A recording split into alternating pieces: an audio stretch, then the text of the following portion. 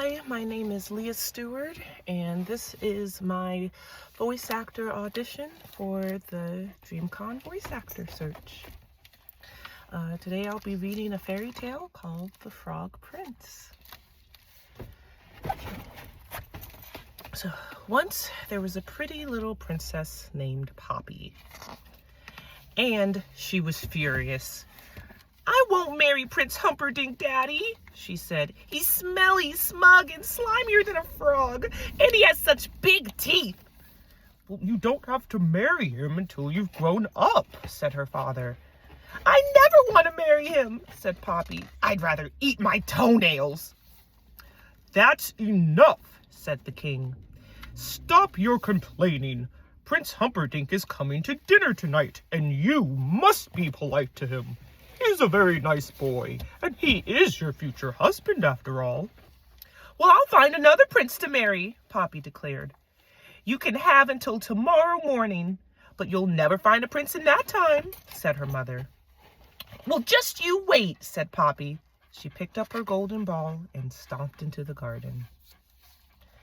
Princess Poppy ran down the path to the palace pond, throwing and catching her ball as she went. There must be another prince around here somewhere," she thought. She was so cross, she didn't see the wobbly stones that she was walking on. She wibbled and she wobbled, and she fell face first, splat, into the pond. Her beautiful golden ball flew out of her hands, and with a loud splash, it disappeared into the deep, dark water.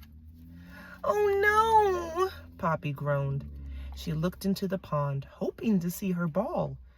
Instead, she came face to face with a pair of big, bulging eyes. "Ugh!" Poppy cried. "A frog!" The frog cleared his throat. "Ribbit, ribbit! Hello, Princess Poppy," the frog croaked. "Let me help you." Poppy stared in surprise.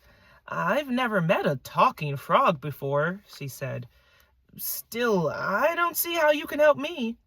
"Well, I can fetch your bowl for you," said the frog. "Oh," said Poppy. "Well, thank you, but you must promise to really, really get it back for me." "Well, okay, but you have to promise me something first, too," said the frog. "Okay, anything," said Poppy. "Well, promise that you'll let me live in your palace. I want to eat from your plate and drink from your cup and sleep on your soft, fluffy pillow." "Psh, in your dreams," thought Poppy. But out loud she told the frog, "Oh, I promise." And with that, the frog plunged into the pond. Poppy waited, and suddenly, deep under the water, she saw a glimmer of gold. The frog suddenly rose out of the pond holding the golden ball. "Hooray, my ball!" Poppy snatched it up quickly and raced back to the palace. "Hey!" the frog called after her. "What about your promise?" But Poppy didn't reply.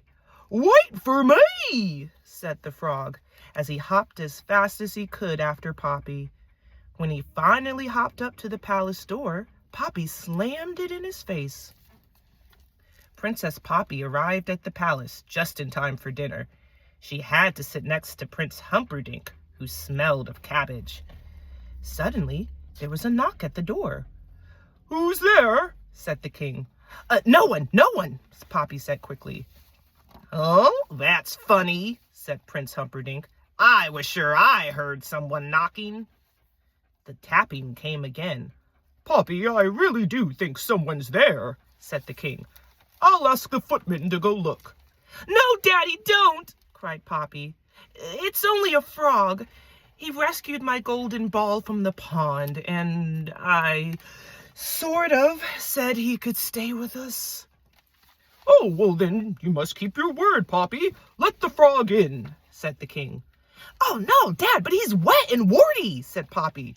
"Poppy," said her dad furiously, "you let that frog in right now."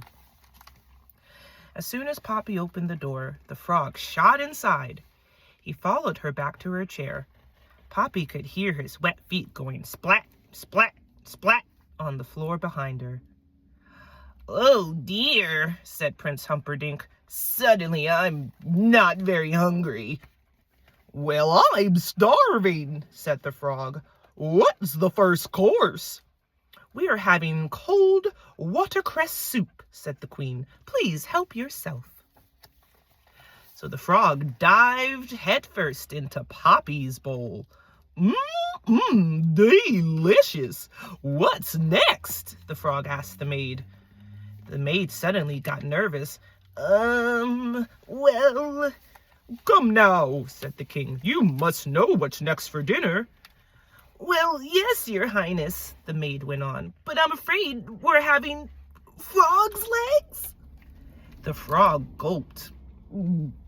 "I think I might skip this course," he said weakly. Poppy didn't usually like to eat frog's legs either, but that night she had seconds and thirds and fourths. "Isn't it time for bed, princess?" said the frog eventually. "Oh no," said Poppy. "You're not coming anywhere near my bedroom." "But Poppy, you promised," said the frog. "You can even carry me on a soft cushion." Poppy looked pleadingly at her dad. "Oh, come now, dear, it's not that bad. And besides, you did promise," said the queen. "And princesses don't break promises," interrupted the king sternly.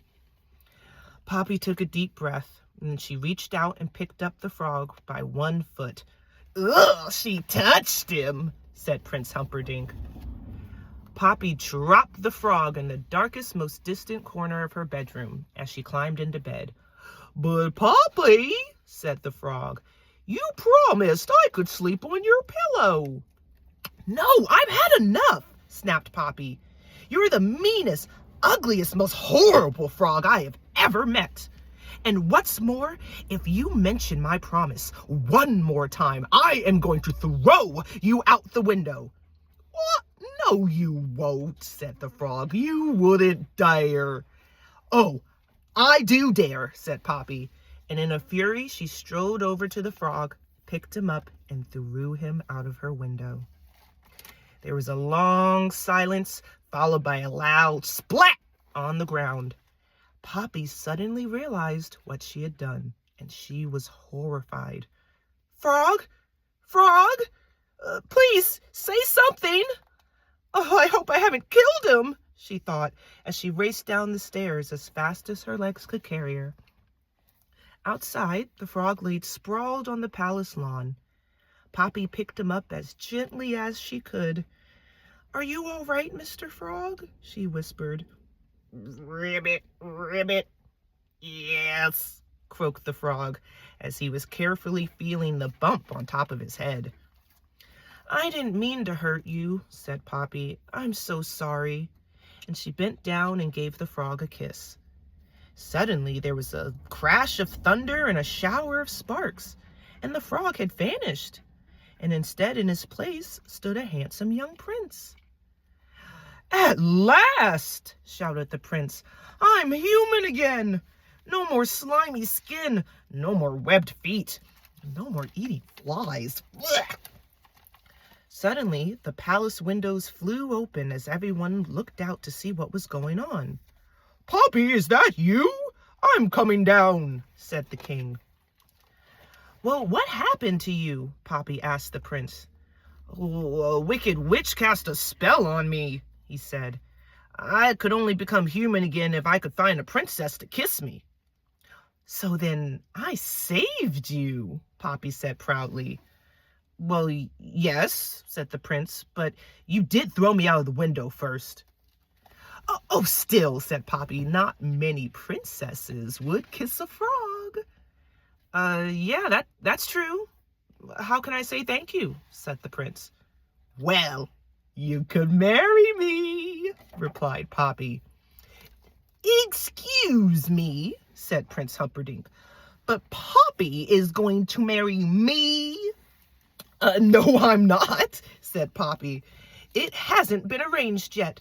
And, Daddy, you did say that I could find my own prince." Yes, that is true," said the king.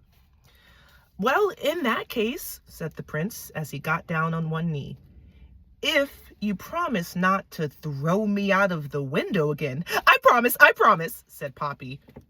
Then, Princess Poppy, will you marry me? Yes, I will, said Poppy. And they did get married and lived happily ever after. The end.